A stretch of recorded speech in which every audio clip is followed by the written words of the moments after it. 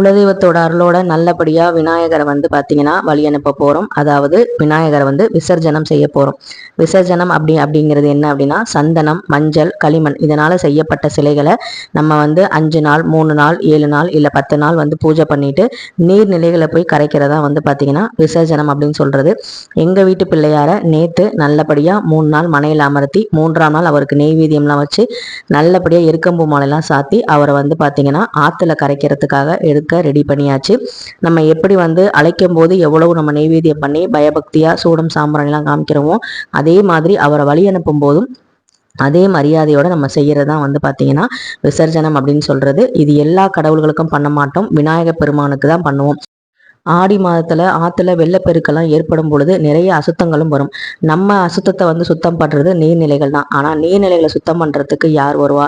இறைவன் தானே வர முடியும். அதனாலதான் வந்து பாத்தீங்கன்னா மஞ்சள், குங்குமம், சந்தனம்லாம் பூசிய அந்த பரிசுத்தமான விநாயகர் சிலையை நம்ம போய் ஆத்துல கரைக்கும் போது அந்த ஆறும் பரிசுத்தமாக்கப்படுது அப்படின்னு ஒரு நம்பிக்கை.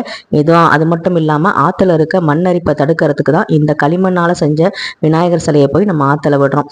நார்மலா வந்து ஒரு களிமண்ணை கொண்டு போய் ஆத்துல போடுங்கன்னா யாரும் போட மாட்டோம். ஆனால் இந்த மாதிரி ஆன்மீகத்து மூலமாக சொல்லும்போது அதை நம்ம நம்புகிறோம்.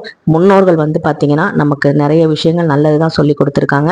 நானும் என் மகனும் என் கணவரும் 3 பேரும் வந்து என் மாமியார் வீட்டில் இருக்கிற விநாயகர் குட்டி விநாயகரையும் எடுத்துட்டு எங்கள் வீட்டில் இருக்க விநாயகரையும் போய் ஆற்றுல கரைச்சிட்டு இந்த வருஷம் ஆற்றுல நல்லா வந்து தண்ணியும் வந்து போச்சு. ரொம்ப சந்தோஷமாக நாங்கள் வந்து கரைச்சிட்டோம் விநாயகரை. இந்த நாடும் நம்மளும் வந்து செழிப்பாக இருக்கிறதுக்கு அந்த விநாயகர் பெருமான் கண்டிப்பாக அருள் புரிவார். அவங்களெல்லாம் கரைச்சிட்டு அப்புறம் நம்ம தெருவில் வச்சிருக்க விநாயகருக்கு வந்து பார்த்திங்கன்னா பூஜை நடந்துச்சு மாலை வேளையில். அந்த பூஜையிலையும் வந்து கலந்துக்கிட்டோம். அந்த விநாயகருக்கும் வந்து பார்த்திங்கன்னா நாங்கள் எங்கள் வீட்டு சார்பாக புளியோதரை, தயிர் சாதம் பண்ணோம். இது மாதிரி ஒவ்வொரு வீட்டில் இருந்தும் ஒவ்வொரு பிரசாதம் வந்து வந்துச்சு. அவருக்கும் வந்து பார்த்திங்கன்னா ஆரத்தி எல்லாமே காமிச்சிட்டு அவரை வந்து நல்லபடியாக சந்தோஷமாக இந்த தெருவில் இருக்க மக்கள், இந்த ஊர் மக்கள் எல்லாம் நல்லா இருக்கணும் அப்படின்னு வேண்டிக்கிட்டு நல்லபடியாக அவரையும் வழி அனுப்பிச்சு வச்சாச்சு.